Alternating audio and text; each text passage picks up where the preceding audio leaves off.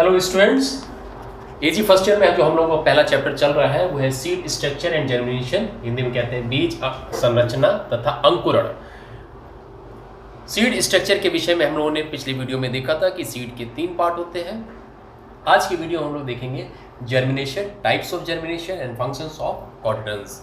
इससे पहले seed germinate हो, सीड जो होता है वो डॉर्मेंट स्टेज में रहता है। कभी कभी बीज जो होते हैं वो जर्मिनेट नहीं होते हैं और वो डॉर्मेंट स्टेज में रहते हैं। डॉर्मेंट स्टेज को प्रसुप्त अवस्था हिंदी में कहते हैं। प्रसुप्त अवस्था वो होती है जिसमें कि सीड को फेवरेबल कंडीशन नहीं मिल पाते हैं और वो जर्मिनेट नहीं हो पाता है।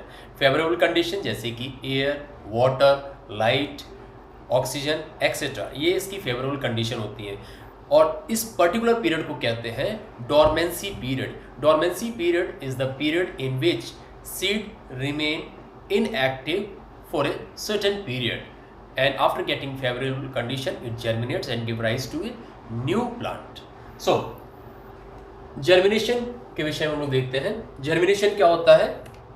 The process in which embryo of seed wakes up from inactive stage of dormancy and forms a new plant is known as germination. अंकुरण वह क्रिया होती है जिसमें भ्रूण अक्रिय अवस्था से जाकर एक नए पौधे के रूप में विकसित होता है, इसको कहते हैं अंकुरण। अब हम बात करते हैं अंकुरण कितने प्रकार के होते हैं। ये 2 प्रकार के होते हैं, types of germination, epigeal germination and hypogeal germination. ये कॉमन है। इसके अलावा थर्ड भी होता है विविपेरस, लेकिन ये बहुत रेयर होता है। हम इसको बताएंगे ये कब होता है और किन प्लांट्स में होता है। इन 2 को हम पहले देख लेते हैं। Epigeal germination, in this type of germination the hypocotyl elongates rapidly and arches upwards, pulling the cotyledons which move above the soil. Example: bean, cotton, papaya, etc. Epigeal germination को हिंदी में कहते हैं भूम्योपरिक अंकुरण। भूम्योपरिक अंकुरण में क्या होता है इसको देख लेते हैं। भूम्योपरिक अंकुरण में इस डायग्राम को देखेंगे तो और क्लियर हो जाएगा। भूम्योपरिक अंकुरण में हाइपोकोटल पार्ट, जिसको कि हिंदी में कहते हैं बीज पत्राधार, ये तेजी से बढ़ता है, जिसके कारण बीजपत्र जो होते हैं जमीन से ऊपर आ जाते हैं और इस प्रकार से बीजपत्र ऊपर जो है जमीन पर दिखाई देते हैं। इसके उदाहरण है मटर, कपास, पपीता इत्यादि। दूसरा हमारा है हाइपोजियल जर्मिनेशन। इसको इंग्लिश में देख लेते हैं पहले। In this type of germination the epicotyl elongates rapidly and the cotyledons remain below the soil. Example: mango, maize, rice, etc. इसको हिंदी में कहते हैं अधोभूमिक। अधोभूमिक में क्या होता है? अधोभूमिक में हमने यहां पर देखा था एपिकोटल पार्ट। एपिकोटल को क्या कहते हैं हिंदी में? बीजपत्र। बीजपत्र जो होता है ये कॉटिलिडन के ऊपर होता है। ये बीजपत्र जो होता है वो तेजी से ग्रो करता है, जिसके कारण कॉटिलिडन्स जो होते हैं वो जमीन के अंदर ही रह जाते हैं। बीजपत्र जमीन के अंदर रह जाते हैं और एपिकोटल पार्ट जो होता है वो प्लूमल पार्ट को बाहर निकाल देता है। प्लूमल पार्ट जो होता है वो प्रांकुर भाग कहलाता है। इसका एग्जाम्पल है मैंगो, जिसको हिंदी में कहते हैं आम, मक्का, धान इत्यादि। अब तीसरा प्रकार का जो है विविपेरस। विविपेरस को हिंदी में कहते हैं जरायोजिता। जरायोजिता जो है इसको पहले इंग्लिश में देख लेते हैं। विविपेरस जर्मिनेशन क्या होता है? Viviparous, a special type of germination found in mangrove plants which are salt loving.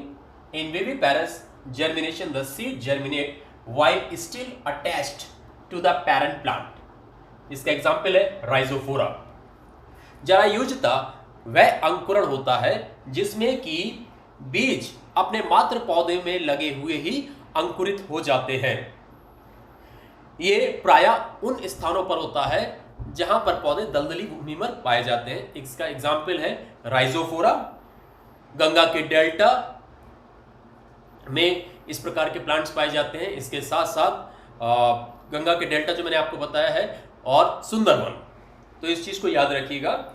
इसमें पौधे बीज जो होते हैं वो फल के अंदर लगे लगे हुए ही अंकुरित हो जाते हैं। नाउ हमारा जो नेक्स्ट टॉपिक है फंक्शंस ऑफ कॉटिलडंस, जिसको हिंदी में कहते हैं बीजपत्र के कार्य। ये इंपॉर्टेंट टॉपिक है और एग्जाम में पूछा जाता है कि फंक्शंस ऑफ कॉटिलडंस क्या होता है। सो इसको देख लेते हैं। फर्स्ट पॉइंट है cotyledon is an important part of the seed and help in its germination. बीजपत्र बीज का महत्वपूर्ण भाग होता है और ये अंकुरण में सहायता करता है। दूसरा है they are the part of embryo within seed and store nutrients in them. ये भ्रूण के भाग होता है और इसमें पोषक पदार्थ संचित रहते हैं। तीसरा है these are the first leaves produced by plants but are not true leaves. ये है बीज की पहली पत्तियां होती हैं, इससे पहले भी बताया गया है। ये बीज की पहली पत्तियां होती हैं और ये वास्तविक पत्तियां नहीं होती हैं। Fourth point they feed plant till true leaves develop and begin. ये पौधे को पोषण देती रहती हैं जब तक कि नई पत्तियां जो वास्तविक पत्तियां हैं वो विकसित ना हो जाएं। अब हम बात करते हैं जर्मिनेशन की कंडीशन क्या होती हैं। सो अंकुरण के लिए कुछ स्थितियां चाहिए, कुछ आवश्यकताएं होती हैं जिससे कि बीज अंकुरण हो सके। Number 1 water. Water is very important factor for the germination of seed. क्योंकि जल के द्वारा ही मिनरल न्यूट्रिएंट्स जो सॉइल के अंदर प्रेजेंट हैं वो सोल्यूबल फॉर्म में प्लांट्स तक पहुंचते हैं। दूसरा है ऑक्सीजन। ऑक्सीजन भी इंपॉर्टेंट होता है क्योंकि प्लांट के अंदर फोटोसिंथेसिस के अलावा रेस्पिरेशन प्रोसेस होता है और रेस्पिरेशन प्रोसेस में प्लांट्स जो होते हैं ये ऑक्सीजन को लेते हैं जिससे कि कॉम्प्लेक्स मटेरियल टूट जाता है, जटिल पदार्थ टूट जाता है सिंपल फॉर्म में, और इसके साथ एनर्जी लिबरेट होती है। ये लिबरेटेड एनर्जी जो होती है ये जैविक क्रियाओं में इस्तेमाल होती है। इससे जो है बीज की ग्रोथ बढ़ती है। और हम इसके साथ साथ देखते हैं टेम्परेचर। जनरली टेम्परेचर जो होता है वो सीड के लिए 25 डिग्री सेल्सियस से 30 डिग्री सेल्सियस के बीच होता है, जिसमें कि प्लांट्स के सीड जो है वो ग्रो करते हैं। लेकिन इस चीज़ को याद रखिए कि अलग अलग प्लांट के सीड का जर्मिनेशन अलग अलग टेम्परेचर पर डिपेंड करता है। 0 डिग्री सेल्सियस से नीचे सीड जर्मिनेट नहीं होते और 50 डिग्री सेल्सियस टेम्परेचर से ऊपर सीड जर्मिनेट नहीं होते हैं क्योंकि ये बहुत ज़्यादा टेम्परेचर हो गया है। इसके अलावा सीड कोट, जिसको हिंदी में कहते हैं बीजावरण।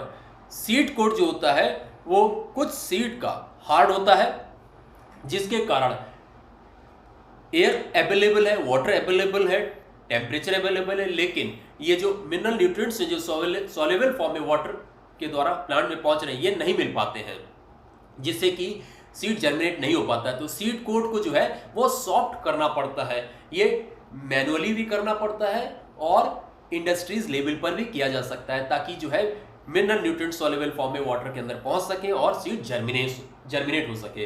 तो इस प्रकार से हमारा ये चैप्टर कंप्लीट हुआ है। Thank you.